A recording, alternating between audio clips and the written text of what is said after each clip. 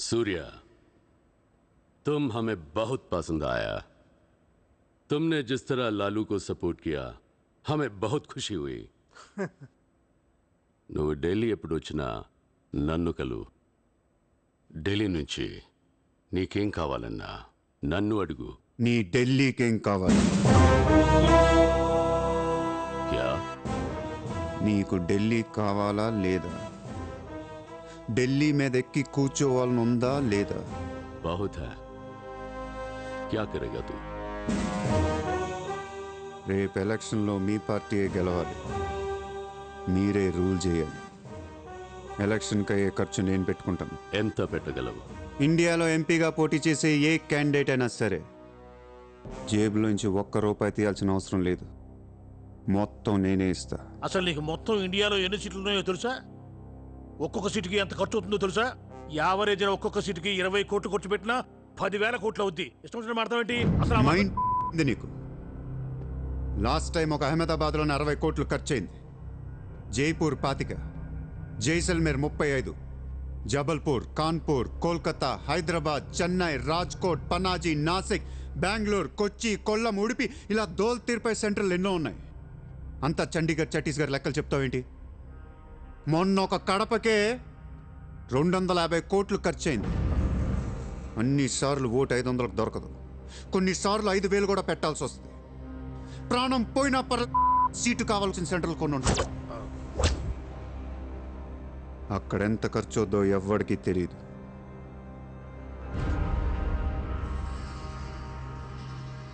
Sir, party తరపున మీరిచ్చేది ఎంత sir? వాళ్ళు పర్సనల్గా ఎంత ఖర్చు పెడతారో తెలుసా సార్? ఎలక్షన్ ముందు 2 ఏళ్ల నుంచి జనాన్ని మేపటానికి ఇల్లు వాకిళ్ళు అమ్మేసుకుని ఉంటారు సార్. లాస్ట్ టైం ఎలక్షన్కి 25,000 కోట్లయింది. ఇప్పుడు ఖర్చులు పెరిగాయి కాబట్టి ఇంకో పావులా వేసుకుందాం. ఈసారి ఎలక్షన్కి 35,000 కోట్లు అవుతుంది, మొత్తం నేనే ఇస్తా.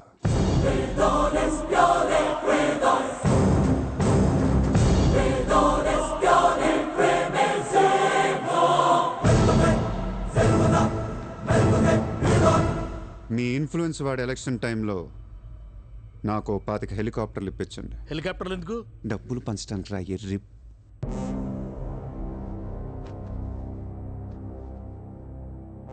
మీ హైకమాండ్తో మాట్లాడండి, మీ సార్కి సూర్య గురించి చెప్పండి. సార్, నాకు ఢిల్లీ నుంచి ఏముంది సార్, నేనే మీకు ఢిల్లీ ఇస్తాను.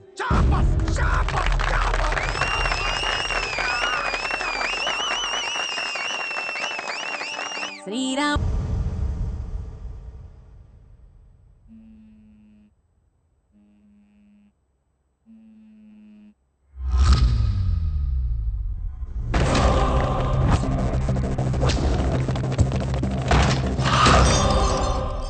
మీ నాన్నక్కడ?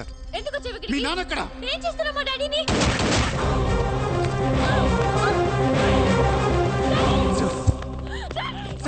డాడీ!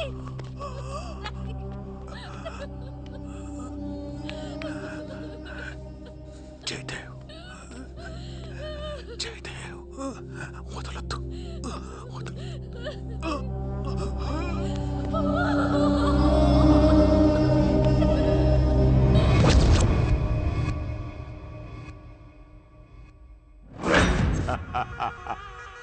గోఖలే పోయాక నన్ను ఇంకెవరేం చేయగలరు? ఎలక్షన్కి ముందే ఆ సూర్యగాడిని వేసేస్తే ప్రశాంతంగా ప్రమాణ స్వీకారం చేసుకోవచ్చు. ఘనపులేటి జయదేవ్ భారతదేశపు 14వ ప్రధానమంత్రి, prime minister of India.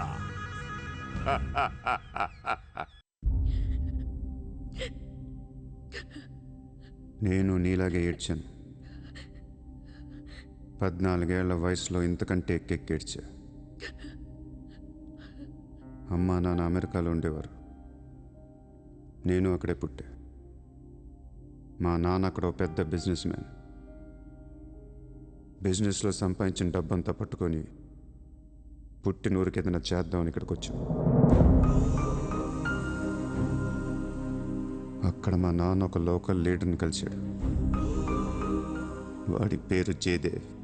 Trust open చేస్తున్నాను మా అమ్మ నాన్నలు నమ్మించి డబ్బంతా దోచుకొని నిర్దాక్షిణంగా చంపేశాడు. దారుణంగా కత్తులతో పొడిచి చంపేశాడు.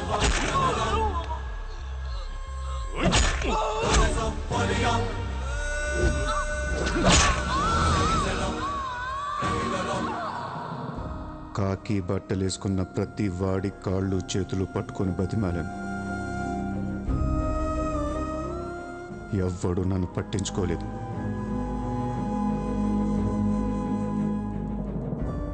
ఏ దేవుడు నా కోసం రాలేదు. చెప్తే వినపడదా? ఇక్కడే పడి ఏడుస్తావేంటి?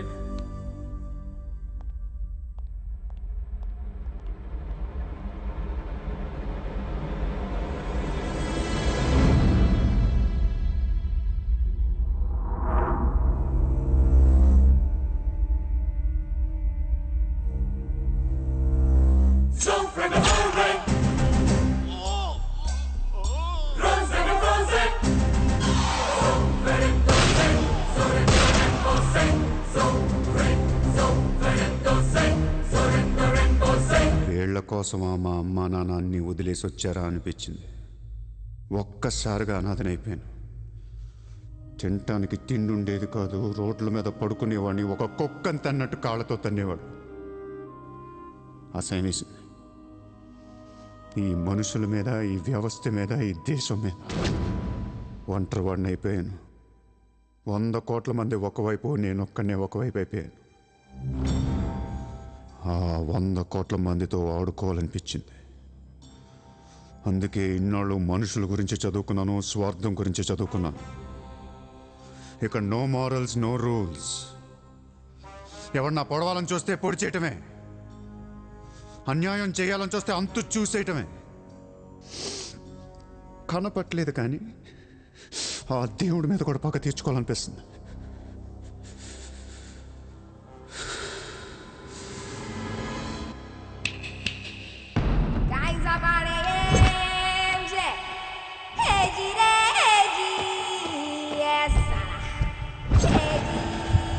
నజీర్, ఎలక్షన్ జాగ్రత్తగా చూసుకుని నేను మళ్ళీ వస్తాను. ఎవ్వరూ నా వెనక రావద్దు.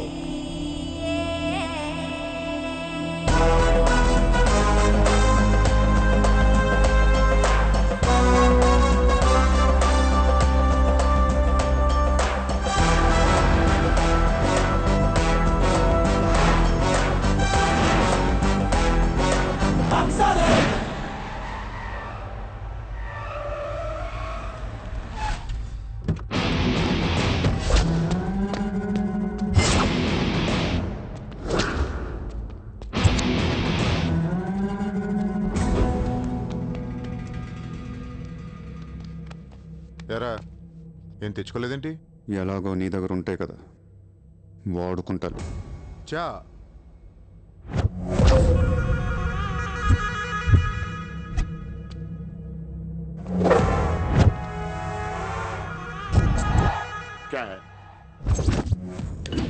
నాకాదే నా వాట్సాప్ పొడిచావు, షూట్ చేసావు, ఇంకా కసి తీరలేదా?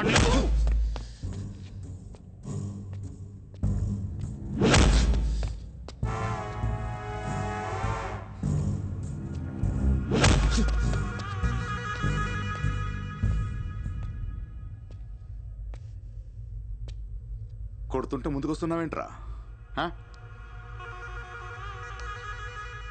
ఆ రోజు నేను ఎందుకు చంపలేదో నాకు ఇప్పటికీ అర్థం కావట్లేదురా. కానీ ఆ రోజు నాకు మంచి జరిగింది. ఆ సింపతితో ఎమ్మెల్యేగా గెలిచాను, ఇంత ఎత్తుకి ఎదిగాను. పిఎం అవుదామనుకుంటే వైకుంఠపాళిలో పాములా మింగేసావు కదా. దేశమంతా ఎలక్షన్ జరుగుతోందిరా. ప్రధానమంత్రి కావాల్సిన వాడిని రాజకీయ జీవితం లేకుండా చేసావు కదరా. ఇంత పగ పట్టావేంట్రా? నీ మీద పగతోనే బతుకుతున్నాను అనుకున్నావా? నీలాంటి వాళ్ళు నా జీవితంలో చాలా మంది ఉన్నారు. ఒక్కొక్క స్టేజ్లో ఒక్కొక్కడు. నువ్వు మళ్ళీ నా జీవితంలో గడ్డొచ్చావంతే. నేను తలుచుకుంటే నేను చంపటం పెద్ద పని ఏం కాదు. ఏం చేస్తావురా? కొట్టింది చాలు. చిత్ర ఎక్కడా? చిత్ర లేదమ్మా, చంపేశాం.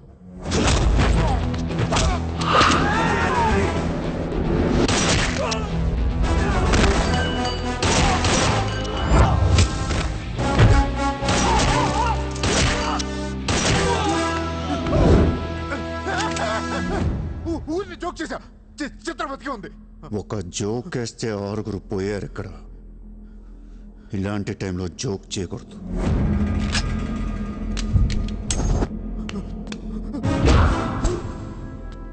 చిత్రని తీసుకొస్తే నేను వస్తానని మాత్రమే నీకు తెలుసు. వస్తే నేనేం చేస్తానో నీకు తెలీదు. అవునరా, తెలీదు. తెలియకే పిలిచాను. చూపించరా, చూపించరా, చూపించు. రే, నీ రేంజ్ ఏంటో తెలుసుకోవాలరా నేను. నీ మొత్తం క్యాలిబర్ చూడాలంటరా నాకు. చూపించు, చూపించు, చూపించు. నువ్వు అంతగా ముచ్చట పడితే నేనెందుకు ఆగుతాను? ఈరోజు నీ హిస్టరీ చిరిగిపోద్ది. మళ్ళీ మాట్లాడటానికి నువ్వు ఉండవు, నీ గురించి మాట్లాడటానికి ఇంకెవడో ఉండడు.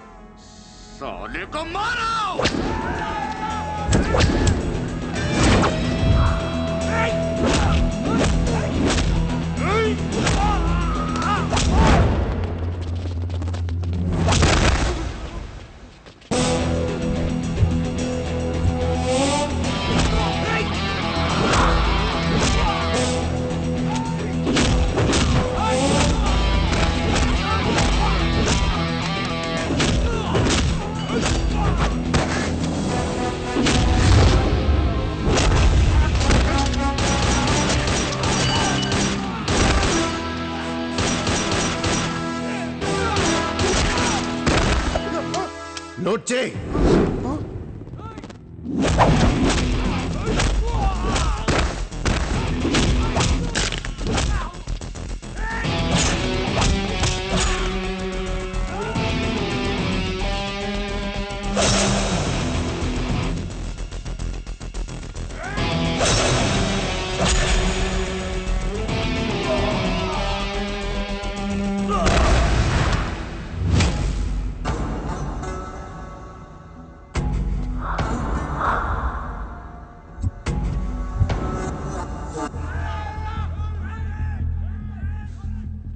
బ్యాలెన్స్ ఫినిష్ అయ్యే లోపల చిత్రం చూపించు.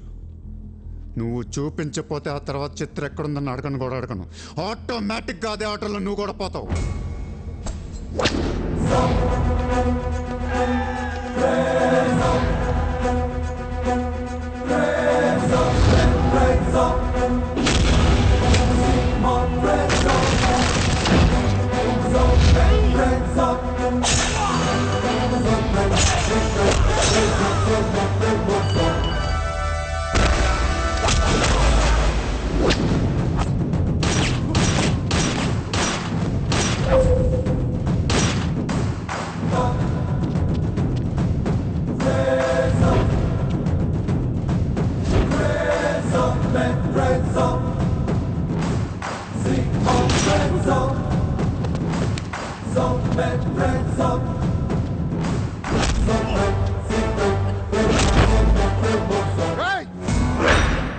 చంపేస్తావు, చంపేస్తా, దీని చంపేస్తా. వదిలేయ్.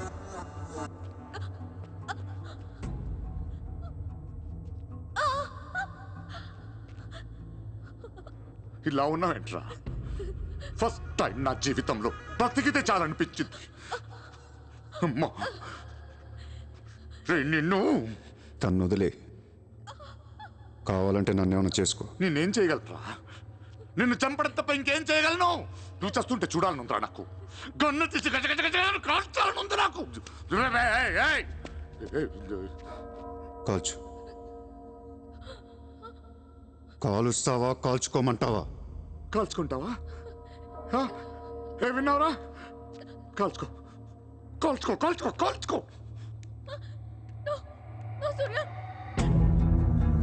సూర్య, సూర్య, ప్లీజ్ నో సూర్య.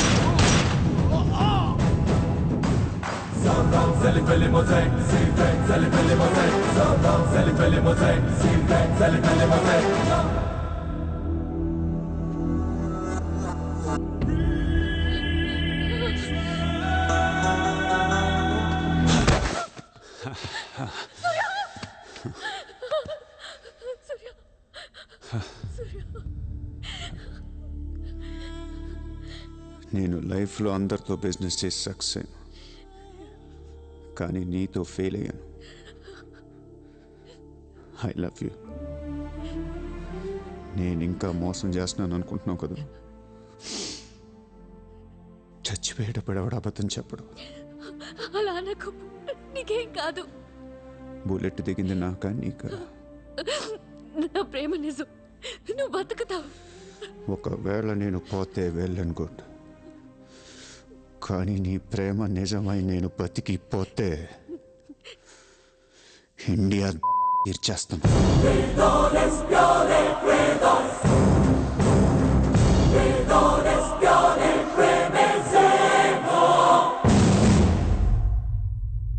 భారతదేశపు 14వ ప్రధానమంత్రిగా గురు గోవింద్ పటేల్ రేపు ప్రమాణ స్వీకారం చేయనున్నారు. పదవి బాధ్యతలు స్వీకరించిన వెంటనే ఆయన ముంబై లీలావతి హాస్పిటల్లో కోలుకుంటున్న ప్రముఖ బిజినెస్ మ్యాన్ విజయ్ సూర్యను కలవడానికి వెళ్తున్నట్లు సమాచారం. జీవితంలో ఎన్నో కష్టాలు పడి ఈరోజు సూర్య ఎక్స్పోర్ట్స్ అండ్ ఇంపోర్ట్స్ బిజినెస్ బ్యాంకుల అధినేతగా ఎదిగారు. సాక్షాత్తు ప్రధానమంత్రి ఈ రోజు మిమ్మల్ని చూడ్డానికి వస్తున్నారు. ఈ సందర్భంగా యువతకు మీరిచ్చే సందేశం ఏంటి? మీరు అడుగుతున్నారు కాబట్టి చెప్తున్నాను. జీవితం అనేది ఒక యుద్ధం. దేవుడు మనల్ని వార్ జోన్లో పడేశాడు.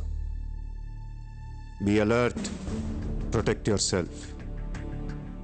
లైఫ్లో ఒక గోల్ అంటూ పెట్టుకోండి, కసితో పరిగెత్తండి. పాడాలనుకుంటే కసిగా పాడేయండి, చదవాలనుకుంటే కసిగా చదివేయండి. లైఫ్లో ఏ గోలు లేనోళ్ళు మాత్రం వీలైనంత త్వరగా చచ్చిపోండి. మీ వల్ల మాకు ఏ ఉపయోగం లేదు. గుర్తుపెట్టుకో, నీకంటే తోపెవడు లేడిక్కడ. నీకేదనిపిస్తే వచ్చి ఎవడి మాట వినొద్దు, మనిషి మాట అసలు వినొద్దు. నీ టార్గెట్ 10 మైల్స్ అయితే aim for the 11th mile. కార్తే దిమ్మ తిరిగిపోవాలి. చల్.